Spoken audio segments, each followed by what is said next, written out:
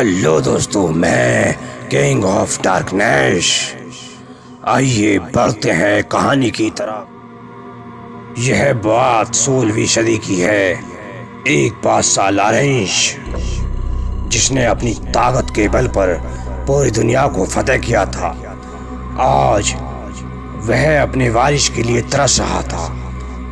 आज वो इस बात को महसूस कर रहा था कि उसने सारी दुनिया को फतेह किया, लेकिन एक बेटे का पिता न बन सका। बादशाह अपनी महारानी कोलविन से नाराज रहने लगा और शराब पीने लगा। महारानी कोलविन बादशाह की नाराजगी को जानती थी, लेकिन वह क्या कर सकती थी। किस्मत को शायद ऐसे ही मंजूर था। बादशाह का वजीर बादशाह का भरोसेमंद था। उसने बादशाह को बता दिया था कि बिना वारिस के उसके पीछे क्या क्या साजिशें हो रही हैं। बादशाह ने वजीर से कहा, मुझे क्या करना चाहिए। वजीर ने दूसरी शादी की सलाह बादशाह को दे दी। तमाम राज्यों में मुनादी करवा दी गई कि स्वयंवर कराया जाएगा। राज्य के अंदर जो सबसे ज्यादा खूबसूरत कन्या होगी, बादशाह उससे शादी करेगा। स्वयंवर की जोर शोर से तैयारियां होने लगी। आखिर वह दिन आ ही गया जिसका बादशाह को बेसब्री से इंतजार था। बहुत सारी कन्याओं में राजा ने एक कन्या चुनी जिसकी आंखें सुनहरी थी। वह बार बार बादशाह को मुस्कुराते हुए देखे जा रही थी, जिसकी वजह से बादशाह उस पर मोहित हो गया था।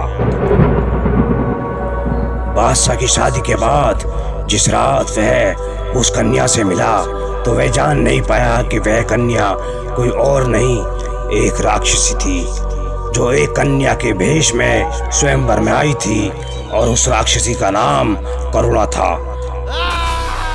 और वह राक्षसी देश की राजकुमारी थी। दिन ऐसे ही बीतने लगे।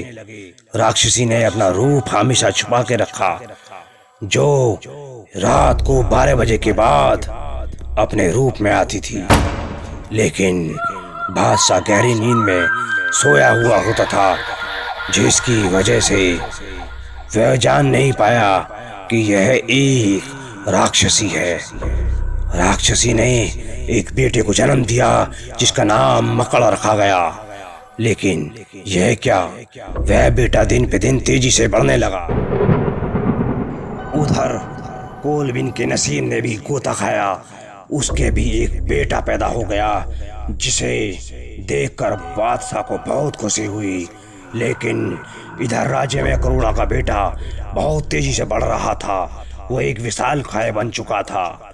आखिर बादशाह को पता चल ही गया, जिससे उसने शादी की थी वह एक राक्षसी थी। बादशाह का बेटा एक विशालकाय राक्षस बन चुका था और आए दिन राज्य में आतंक मचाने लगा। पूरी जनता त्राही त्राही मचा रही थी। हर जगह बादशाह की फजीयत होने लगी।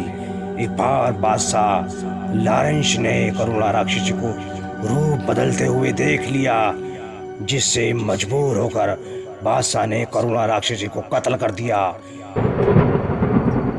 यही खबर जैसे ही मकड़ राक्षस को हुई, तो वह पागल हो गया। अब वह अपने बाप से अपनी माँ का बदला लेना चाहता था। लड़ाई अब बहुत भयंकर होने वाली थी। एक बाप का एक राक्षस बेटे से मुकाबला होने वाला था।